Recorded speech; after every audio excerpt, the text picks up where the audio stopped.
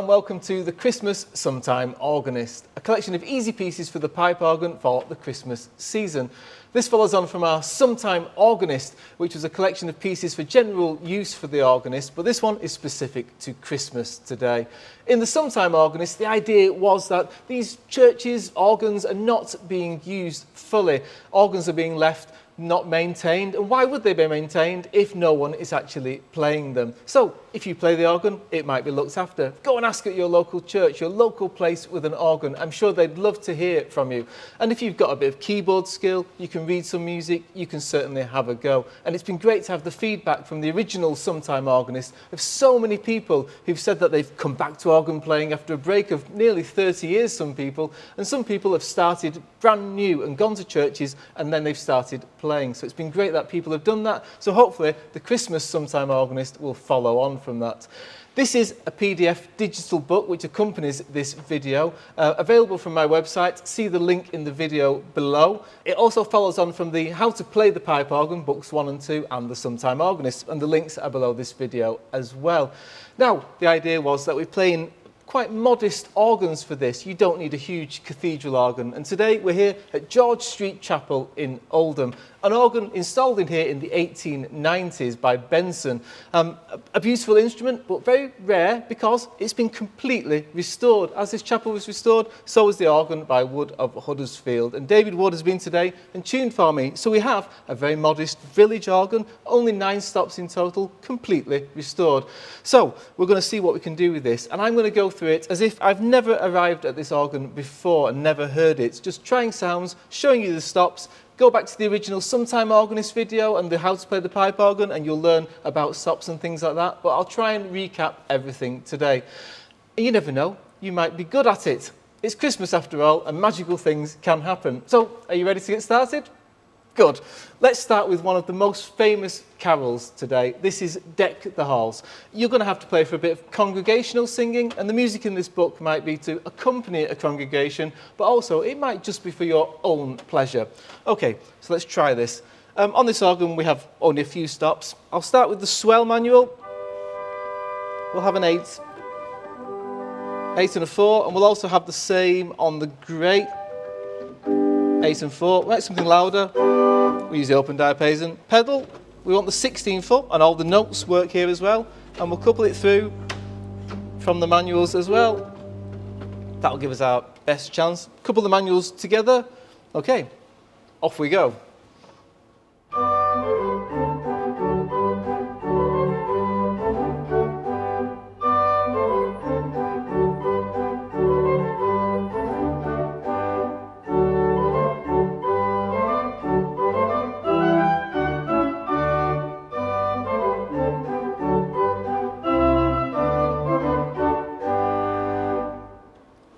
A very simple tune. Now, if you were playing for people, you'll want to add a bit of an introduction. So you might start with the last line, and you can give them so people know when to come in. And then also you could do that between verses. So when you end the first verse,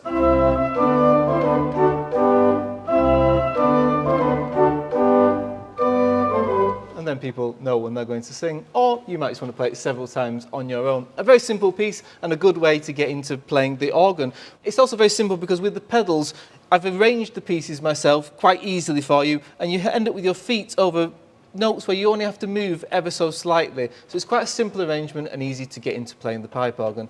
You might also, apart from playing for people, you might just be playing for your own enjoyment, but you might need to play for a Christmas Carol concert, a Christmas Carol service, a church service at Christmas, and you'll need some repertoire for that. The next piece I'm going to move on to is the Corelli Christmas Concerto, the Adagio, a nice little solo so that we can have some beautiful music that you can enjoy.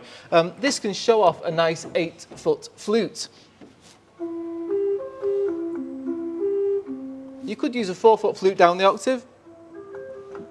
A little bit too quiet here probably, so we use the 8-foot. We need an accompaniment on the top manual. We're limited here, so I've got one 8-foot flute. And then in the pedal, we'll add the 16 and couple the pedal through to the swell. Perfect. Add swells are great as well. Okay, let's give this a try.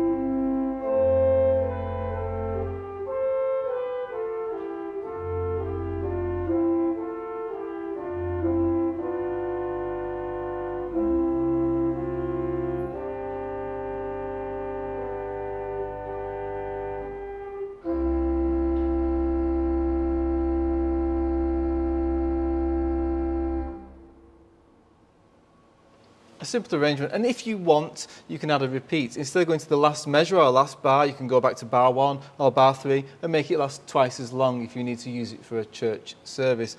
If you only had a one manual organ, you could actually just play it on one manual. Put the right hand up an octave, so you would play this instead.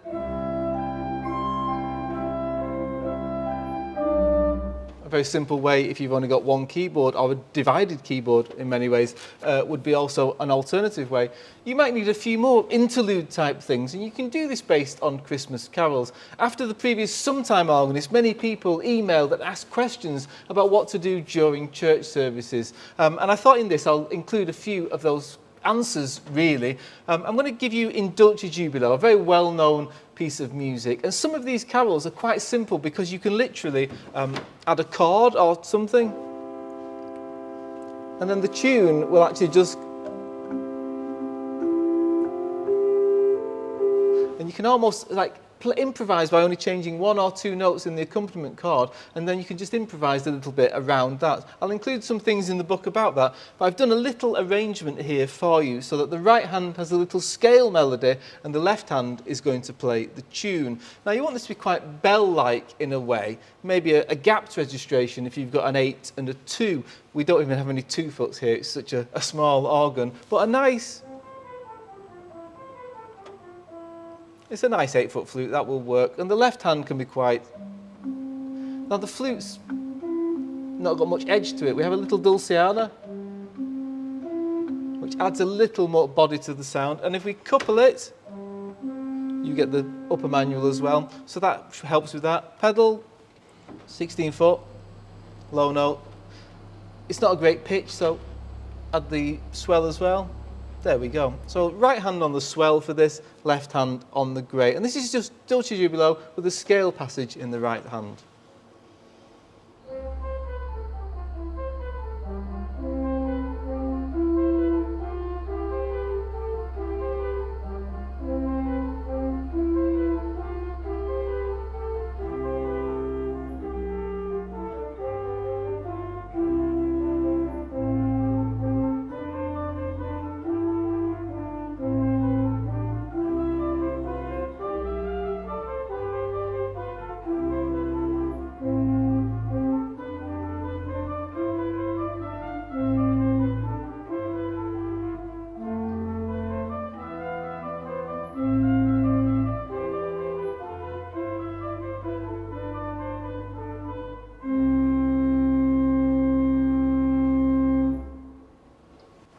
A very simple little piece, and just something which you could then improvise on, continue, repeat, and carry on if you like.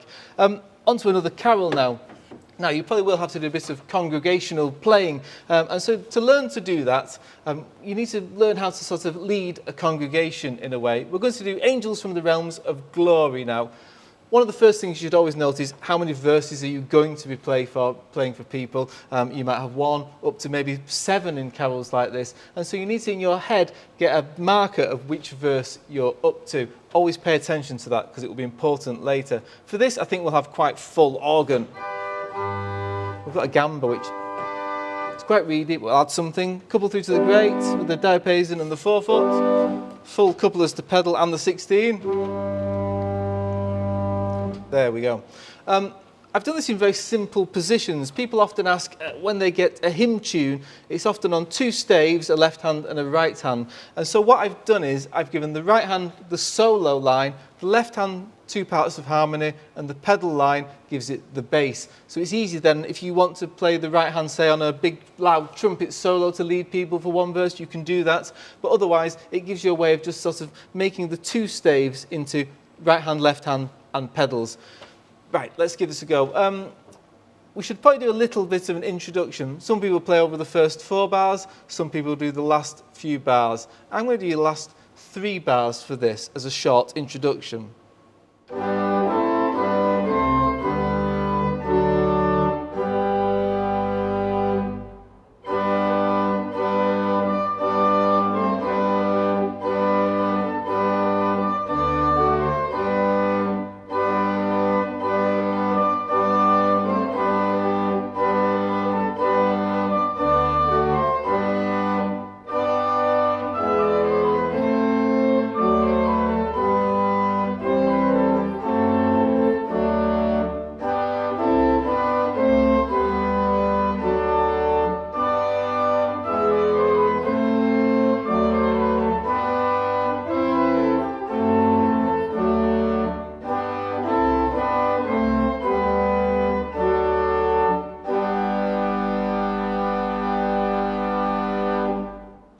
Now, if you're playing that for your own purposes, you might do it a little more legato, but if you're trying to lead a congregation, if you want them to hear a note, you need to articulate before the next one, which is why if you play it over legato,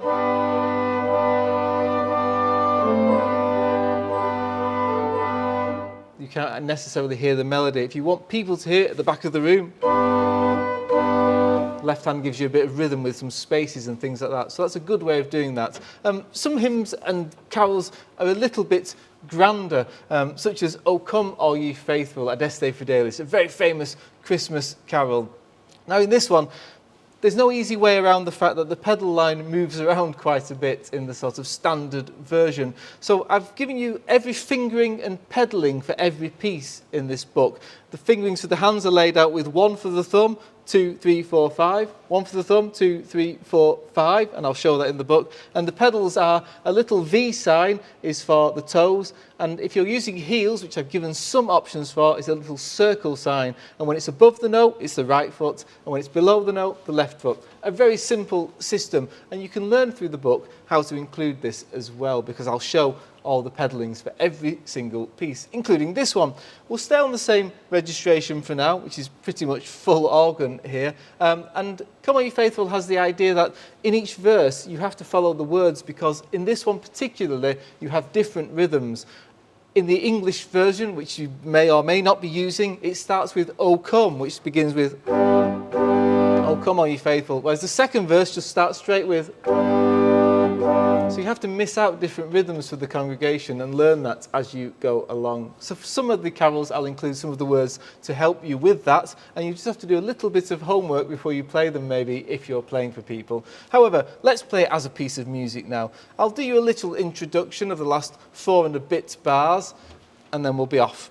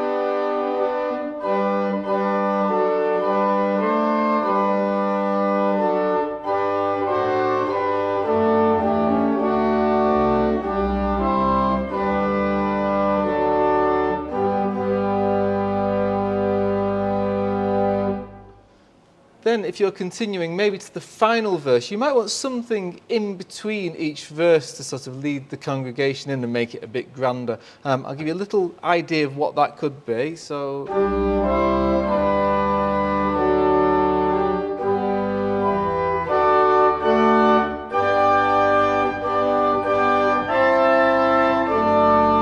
you could do that for the final verse, just lead up through a chord sequence, up an octave, and I'll write that into the book so you can see what you can do. It might not be appropriate, you might just stop and continue. And I've given you a couple of little options for final verses as well. For example, it's a great one this for, in the middle of it, hold the pedal note.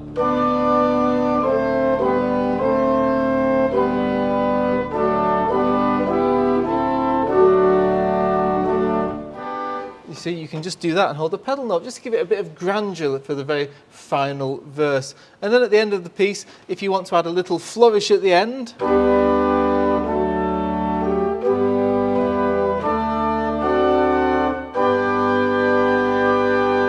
it might just finish it off nicely for the congregation who are singing as well. So there's some little ideas for you there. We're going to move on to another piece of music now, a piece by Bach which is very much associated with Christmas, the Pastoral, an organ solo piece in F major. I'm going to give you the first movement only here. However, in Bach's original, this actually transposes partway through to go into the next movement, so you can't really play it as a stand-alone piece. I've given 2 options for this piece. One, you can play the complete piece, but also there's another option, whereas partway through, at the end of measure 9, bar 9, you can go straight to the end and make a very short piece of music. A beautiful piece, possible on one manual, which is what we'll do now. We'll choose a flute, a nice flute, simple pedal. Oh, well, great as well to give it a bit more bass. And this is really easy because the feet just literally play two notes, an F and a C. So it's a great way to begin if you can play the keyboard part nicely. Let's go.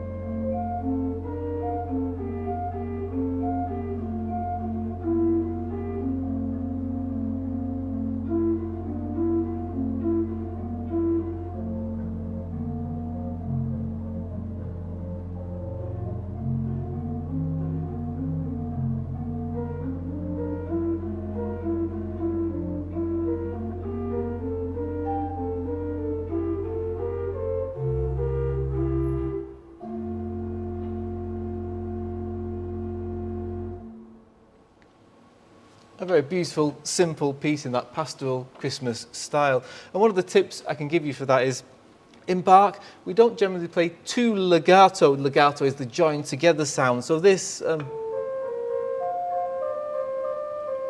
don't be scared of grouping the notes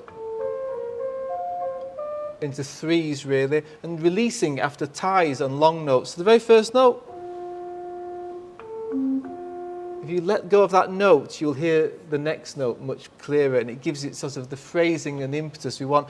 If you're coming from the piano, you'll used to be playing legato all the time, but if you listen to if I play completely legato,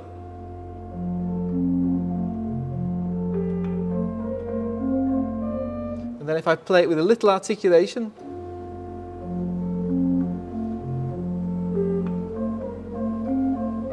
it just gives you that little bit of space to let the notes speak. So experiment with that. It'll make a difference if you're in a big acoustic or not. In the same key, again, another Christmas carol, but not necessarily for congregational singing. The arrangement is perfect for that if you want to, but maybe you just want to play for your own enjoyment. Away in a Manger, one of the most beautiful Christmas carols. And for this, I think we can go and try the oboe stop. Not quite a trumpet, not quite a very smooth oboe, but a nice solo sound. I think it'd be a nice change to try that. And so the left hand, we can go on to the great for the accompaniment in this. So the Dulciana, flute's too big, Dulciana's nice and quiet, add a bass, board on, and then we can couple the great to pedal and play the solo with the right hand.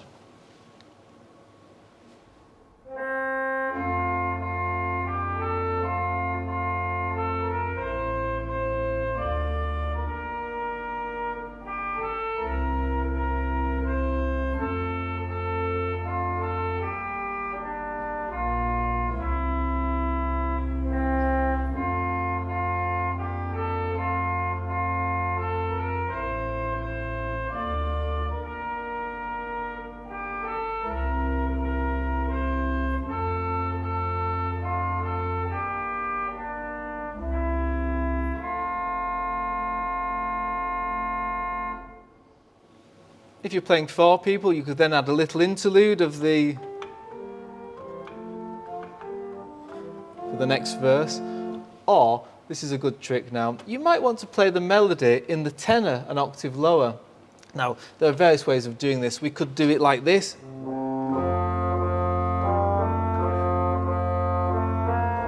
And swap the hands that way around, or we could just do the very simple version of literally taking your right hand, playing it an octave lower, and playing your left hand at the same normal pitch. A bit of a cheat, and then we could change stops as well. So when you ended the previous verse, if you're just doing it for your own pleasure, knock the oboe off.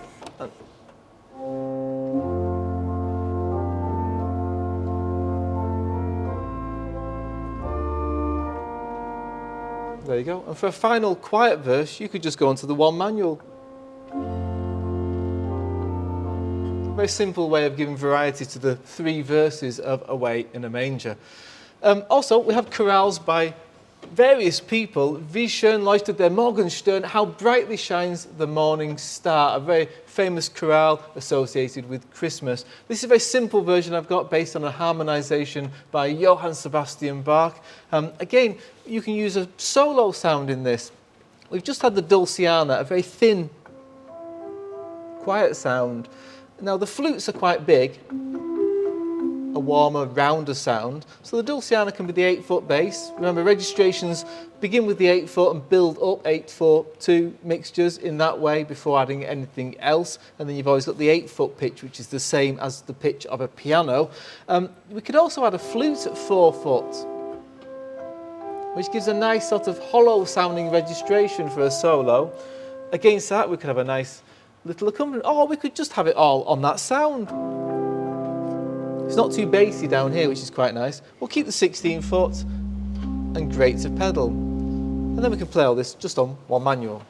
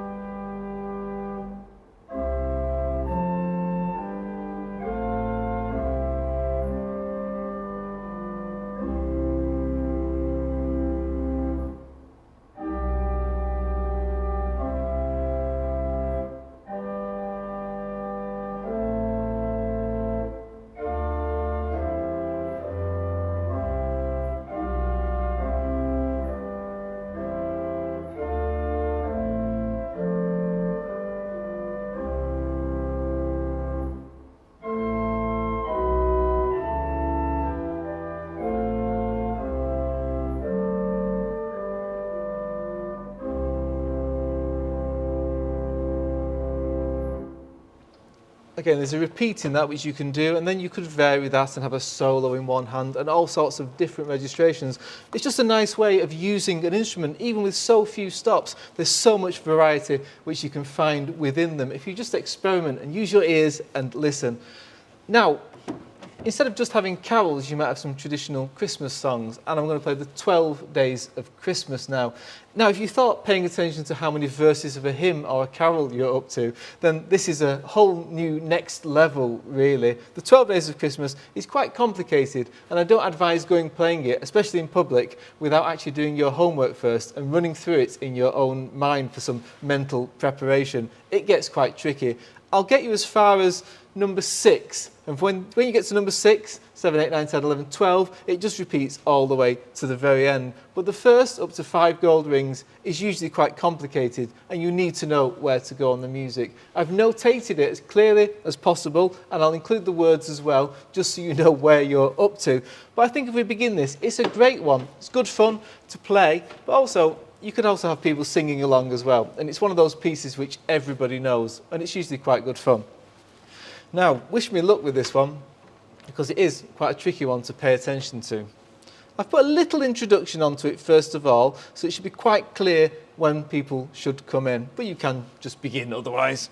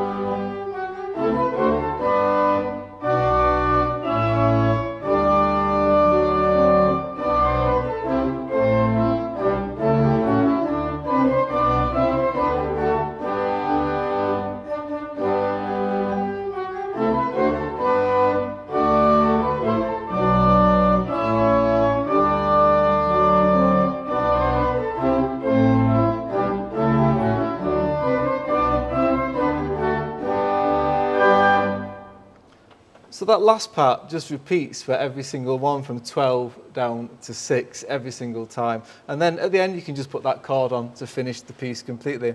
I hope I did that right for you then. I was counting and going through the different numbers in my head all the way through that. It's strange when people aren't singing to pay attention to it, but it's a good practice for you, and it's quite easy to go through it and follow the words and the music, and a very simple pedal and manual part. And those gaps will help keep people in time as they're playing and singing along as well. Okay, another famous piece now, a Ukrainian carol, traditional Christmas carol from Ukraine. Very famous piece of music for choirs, and this is a version I've arranged very simply for organ. And you'll know this line at the top. Very simple sort of part to play, and it's got a simple pedal part and a simple left hand. Now we can have a sort of quite simple bell-like sound. Again, if you start with a quieter, thinner 8-foot sound like the Dulciana. I'll add the 8 and 4 flutes to that. And then on the top manual, again, this gamba. It's an unusual sound. I think we can make use of that and add the 4-foot to it. Couple everything together and add the pedal. Now on this organ I've also got 2 levers here. You might have thumb pistons to change stops, which change combinations on each division, the great and the swell on this organ. I've just got 2 for the great here. So the first one brings out the 8-foot flute only. So I have nothing, and I'll pull this down, 8-foot flute. The next one brings out the 8 and the 4-foot. So I might make use of that in this piece now, when I want to go a little bit louder. Put it back together. Okay.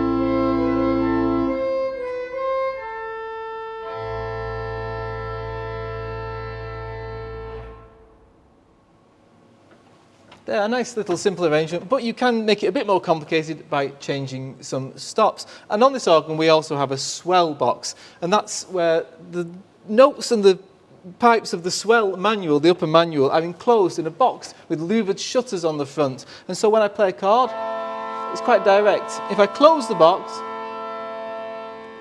it shields the sound. Now, if you've got an electronic organ you're playing on, it will act as a volume control as you open it, and that will open evenly. On a real pipe organ, it opens very loudly at first. For the first centimetre, really, it will make a lot of difference. So if I just open this, you can hear it suddenly bulges. So you have to open slowly at first and then quicker as you need. And this is a good way, like at the end of that,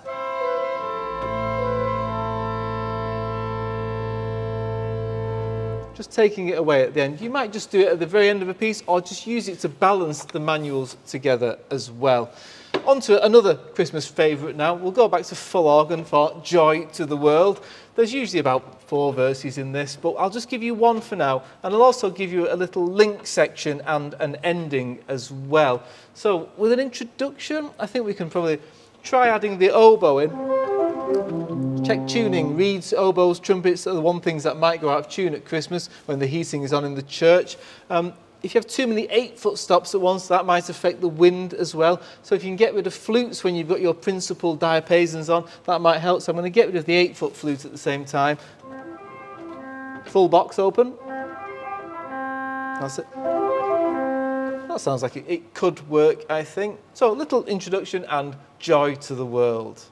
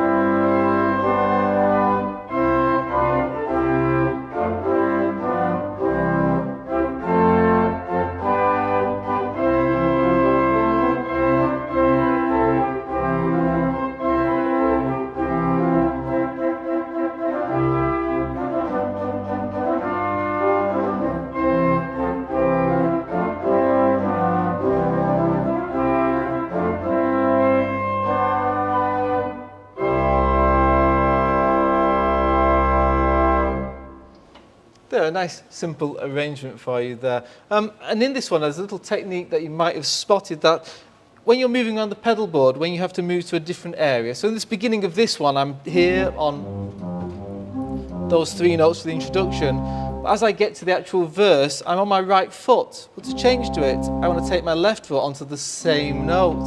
So I can have my right foot free for this part of the pedal board then. So practice moving on the same note with separate feet. It's a handy technique, and sometimes then you'll need it when you play notes, but you need to swap silently on the same note.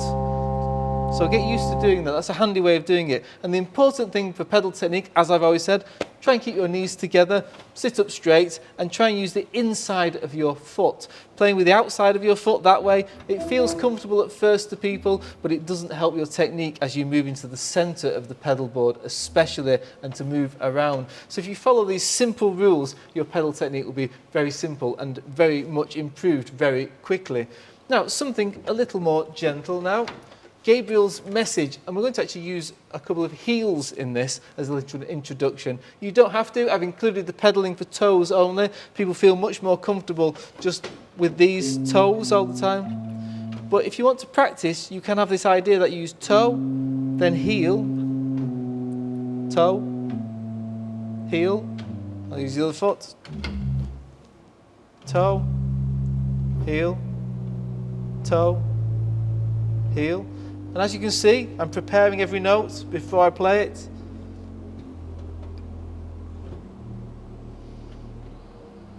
And that's where using the inside of your foot really comes in.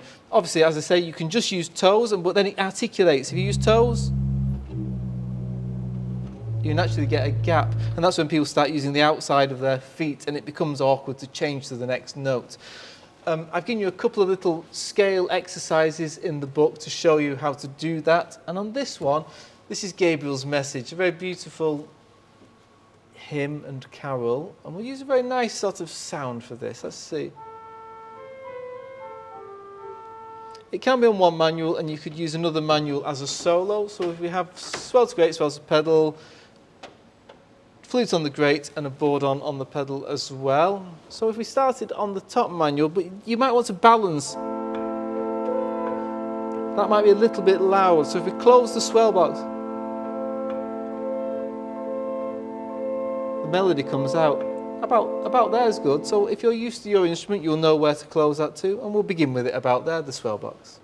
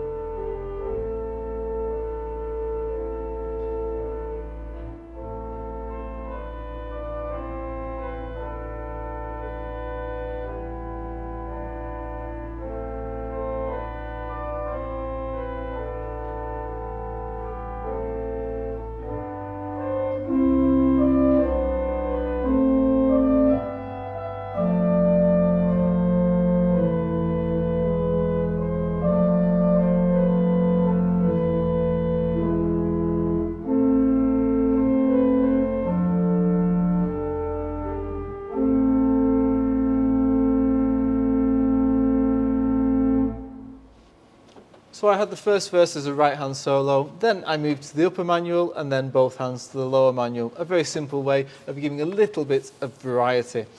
In the same key again now, How Beautiful Are the Feet from Handel, Messiah. One of the great arias from Messiah, and a very beautiful one to play on the organ, and it gives you a little bit of workouts with the pedal. It moves around quite a bit. If it becomes too difficult, you can just play the beats of the notes, the main beats, rather than the little eighth notes, quaver notes. What I mean by that is, when I'm playing this melody,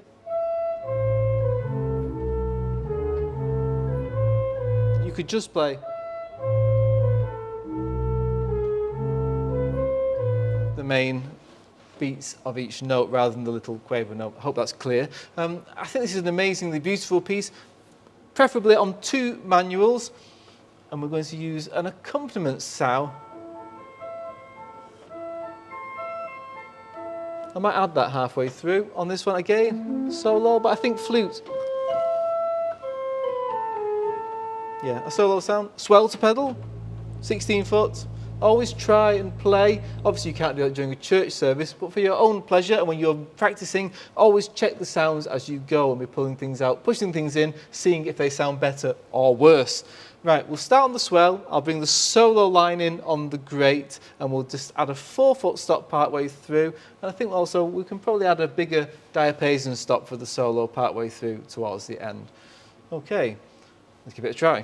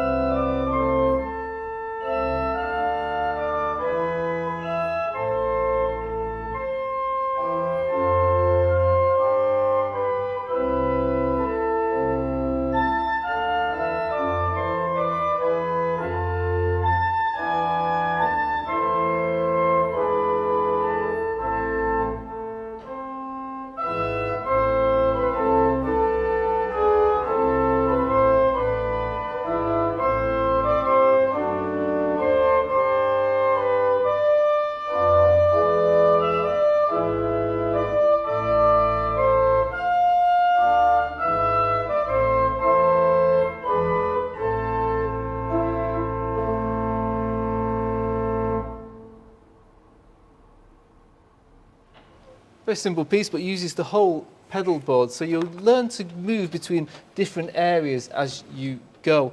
Part of you was in this part here, and then the next part.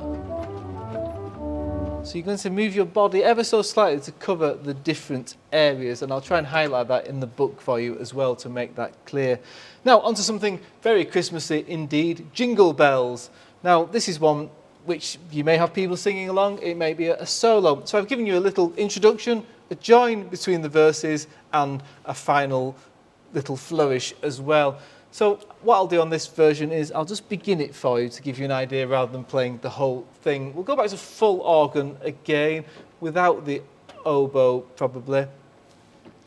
And I think that's Good. And again, you're going to use that technique of when you begin, start with your right foot on middle C, and then you're going to move to your left foot, so your right foot's in a different place. That idea of moving on the same note. Quite easy to do once you get used to it, but you then free up your right foot or left foot for different parts of the pedal board.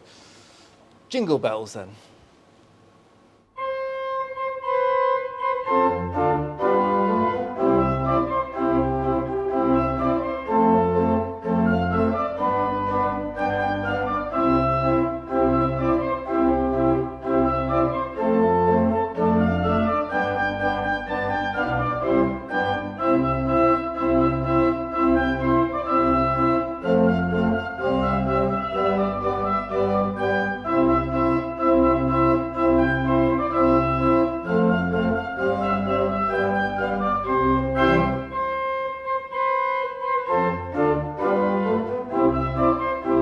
There you go. So that takes you into the second verse, and then for the very last verse, a chord like that. It's very simple indeed. You might want to do a bit of improvisation as well. In the previous Sometime Organist, I'd given you a few ideas of chords and harmonies you could improvise over and little figurations. With Christmas carols, as I've said, some of them you can almost just hold chords. So, for example, I gave you in the last book the idea that when you'd finish that last piece, you could just literally take the same note you just finished on, and if you want to go, say, to E minor for something like O come, Emmanuel, just move up 2 notes like this. And then you want to take a chord, you want to take the E minor chord with your left hand. And while you're doing this, you can be changing registration. It's a useful thing to do during a service. And O come, Emmanuel is one of those hymns where you can keep a tonic pedal all the way through and just change a couple of chords. If you look at the chords of the hymns, you can improvise around those just with one hand. You can have a little solo with one hand as well. You might want to use that trick of having a string sound. If we push the string back in, it wavers slightly, so it's slightly out of tune on that note. And then we could have the right hand play.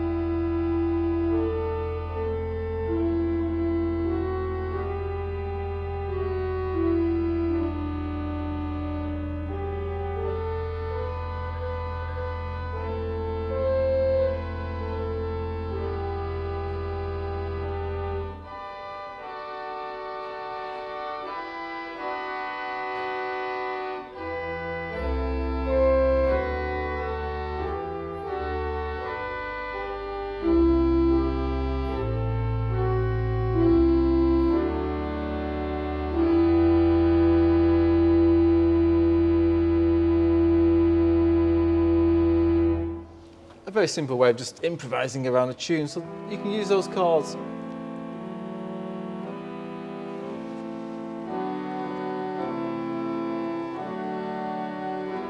You can make your own things up above.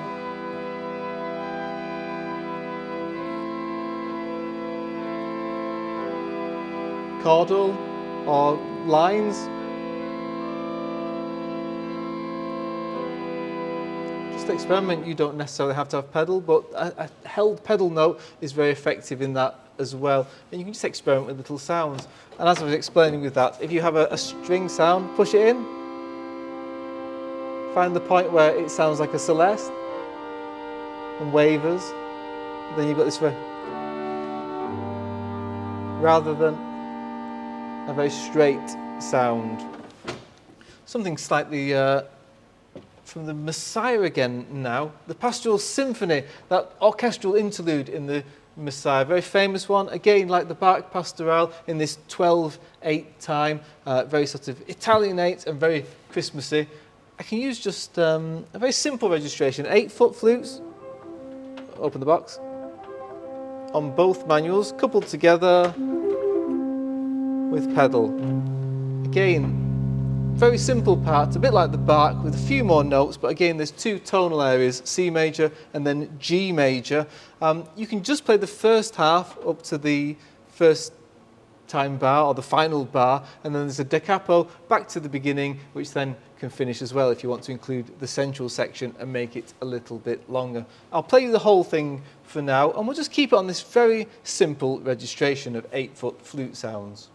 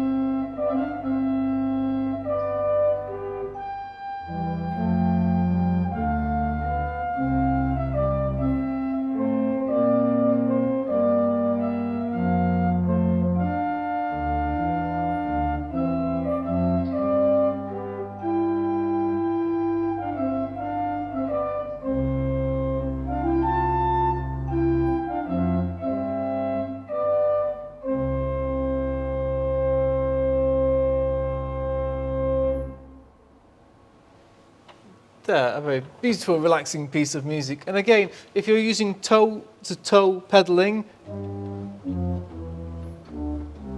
don't be scared of the space. You might have quite a large acoustic, so these sounds of... Allow the space and don't worry. Just make sure each note is played in a very positive way. Next, Ding Dong Merrily on High. Now, this is a very famous one. Quite tricky to get people to sing to. It's hard to find the right speed. So if you're playing it for your own enjoyment, that doesn't matter particularly. If you're playing it for people, just be careful how fast they can use their scale singing towards the end. It's quite tricky for singers, this one. I've given you a little introduction, an interlude, and a final part as well. It's one of those ones where it's quite awkward between the verses knowing what to do. So I'll show you how to get into the next verse. Okay, we'll just give it a go and then see what happens as we go along. Now, one of the things with this piece is if I begin here, you might not necessarily hear the tune. You might want to play up the octave, especially if you're leading people. I'll save that for the final verse. I'll try it at the written pitch for now and see how we get on.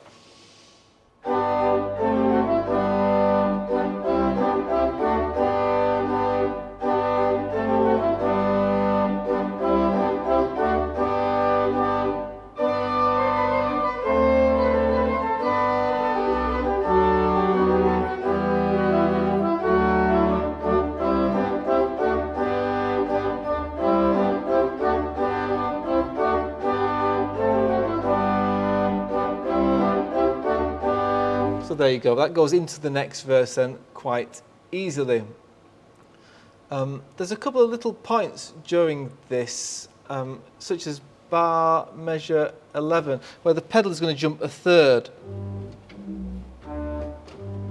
So as you jump with your foot there, just keep an eye on that. So far you've had quite simple shapes like this, where the feet move by one note. Now in this bar, so you might just move one foot and find the next note. Exactly as moving to the next note, use the inside of your foot, move to the next note. Well, so at speed, so just keep an eye on that little thing there. Keep contact with the key as much as you can throughout. The same in the manuals. It's quite articulated. If you play this joined up legato, it's hard to lead singing. You need a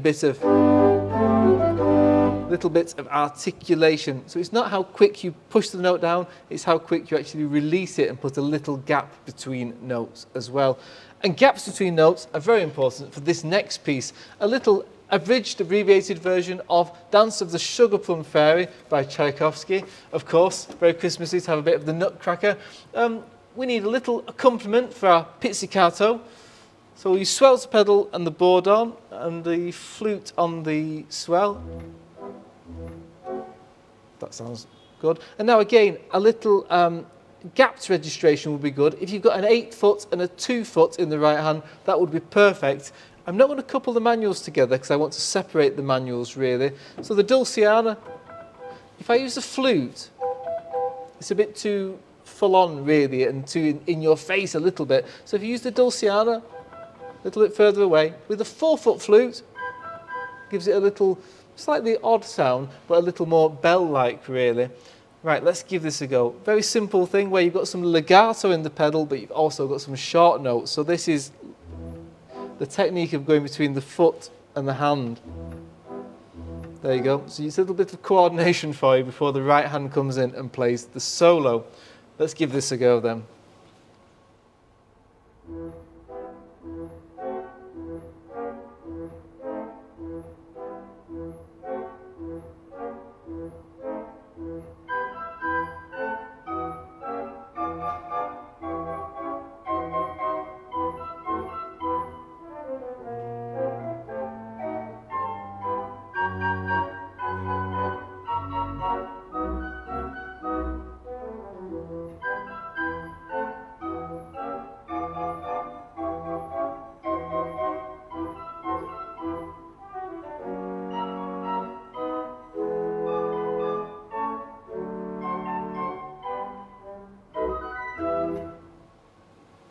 There you go, a very simple version of that piece, but it gives you an idea, especially if you've got an acoustic in the church, a big echo, it'll work really, really well. But a nice little gentle piece for something for you to play.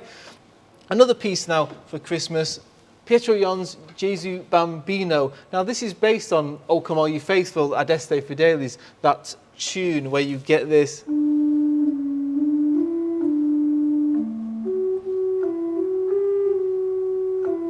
And his tune that Jon wrote accompanies that all the way through.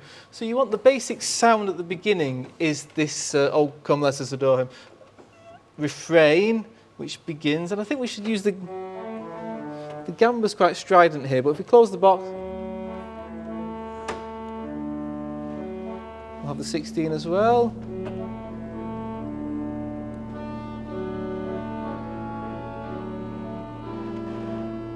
Close the box fully, and then we've got a solo which balances.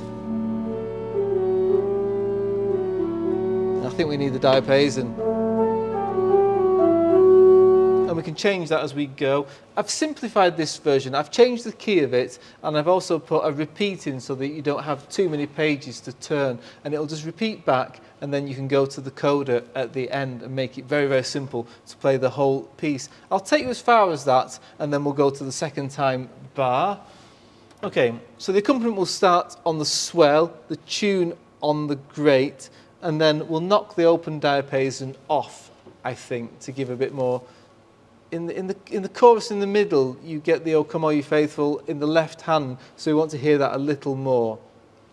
Okay, you'll see what I mean as we go along.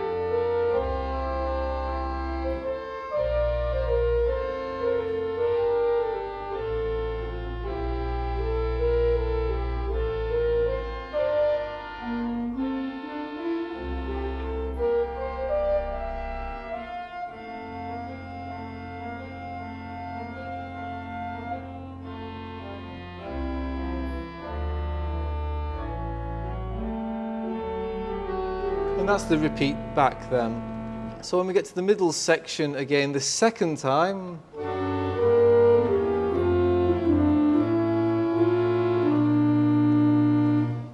a change this time too.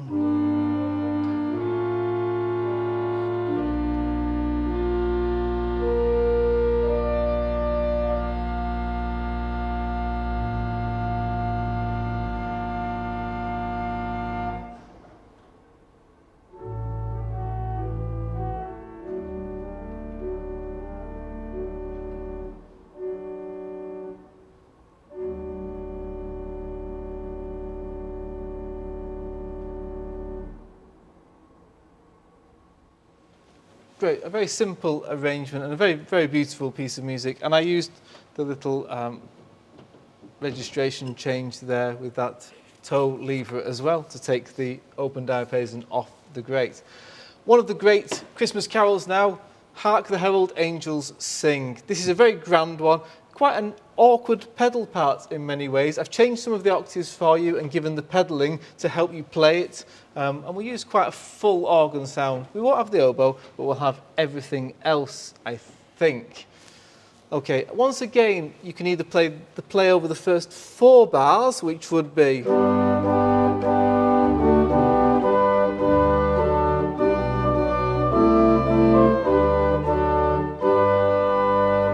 and then everybody comes in. I prefer the last 4 bars, I think. It makes it more grand as an occasion. It's usually at the end of a service or a very big occasion, so you need that grand sound. So if we do that, that with 4 bars at the end to introduce this.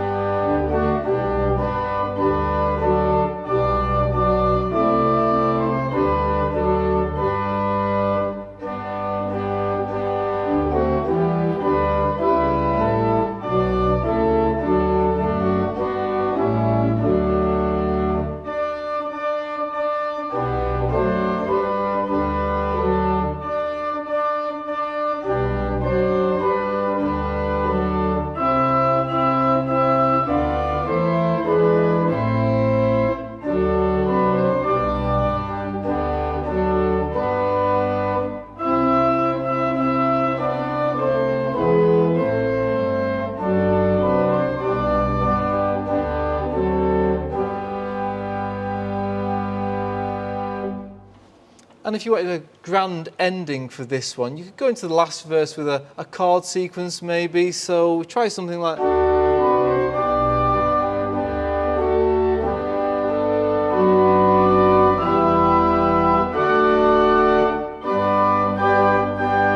and then up the octave. I'll write this down for you in the book. And also at the end of the whole thing, you could do, again, the idea I gave you in O Come All Ye Faithful. Once you get to the middle, in the 9th measure, the 9th bar, you could have a pedal note held. So once you get to bottom D,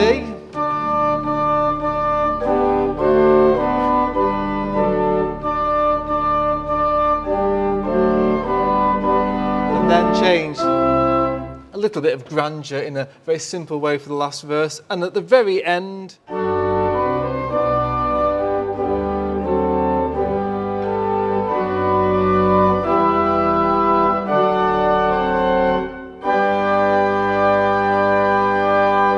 just puts a nice little final flourish on the end. And if you were carrying on then to something quiet, the same idea. We've ended in G.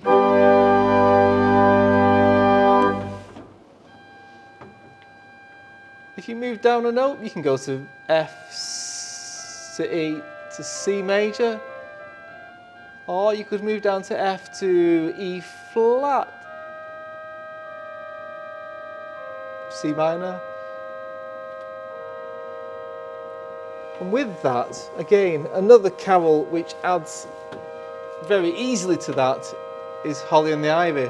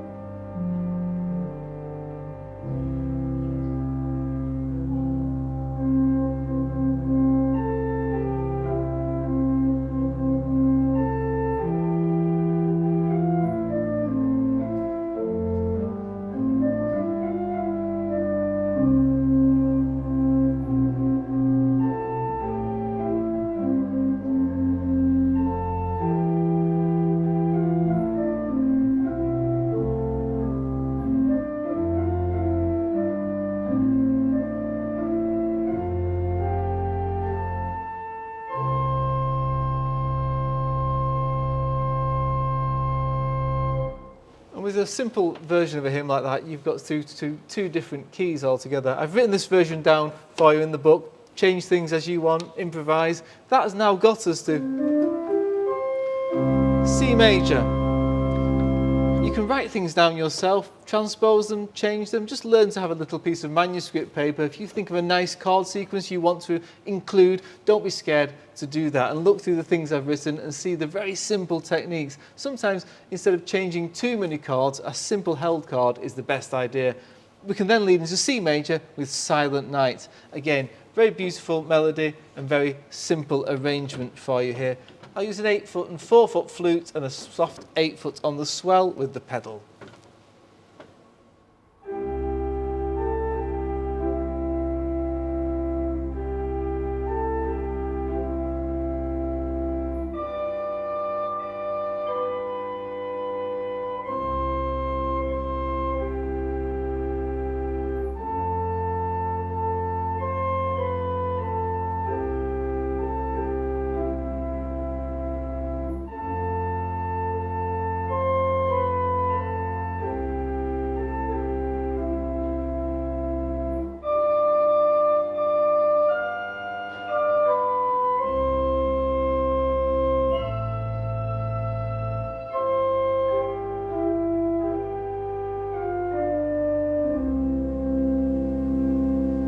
And then you could, very simply for the next verse, play your right hand an octave lower. Very easy way of changing the sound. And then for a very gentle verse, just go on to the next manual. There you are, some simple ideas for you there. So I hope you enjoyed listening to all these pieces and it's given you some ideas, and also you'll enjoy playing them. The complete digital book with everything in, all the registrations, pedalings, fingerings and tips as well as some little improvisation ideas, is all available in the PDF book from my website. See the link below this video. And I hope you've enjoyed hearing this little organ, and you will go out and try and play the pipe organ. It's not as hard as it looks, and people will really love to hear some wonderful music. It's about the sometime organist at Christmas, this. So, as I've said, you might only play sometimes, but the one time where you will definitely be needed and have an opportunity to play is Christmas. So good luck with it, and I hope you enjoy playing the pipe organ. And the one final thing I want to do now is just to say, I hope you have a wonderful Christmas, of course, but we wish you a Merry Christmas, one of the greatest pieces associated with Christmas, and one that you will always want to play. So I'm going to play you out with a very simple, traditional version of We Wish You a Merry Christmas. I'll put a little introduction on it, and then we're off with just one verse. So I hope you enjoy this, and thank you for watching. This is We Wish You a Merry Christmas.